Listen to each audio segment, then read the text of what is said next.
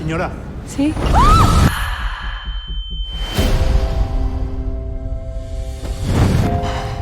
¿Sabe usted quién soy, licenciada? Manitas del Monte. Tenemos un cártel en el mercado de las nuevas drogas. ¿Y qué le puedo ayudar, señor del Monte? Quiero ser una mujer.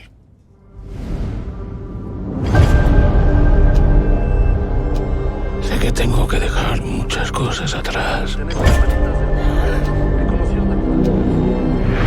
It's my only hope to live my own life.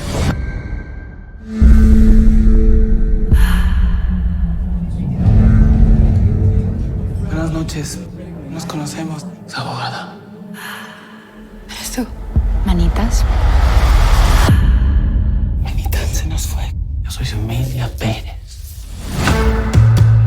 ¿Qué haces por acá? Te necesito.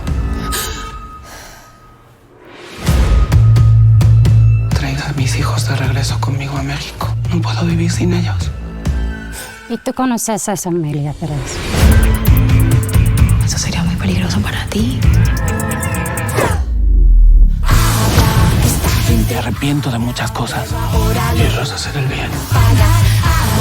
Esta gente habla, pero ahora lo van a pagar.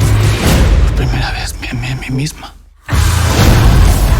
¿No piensas, de vez en cuando, en todo lo que hizo Manitas?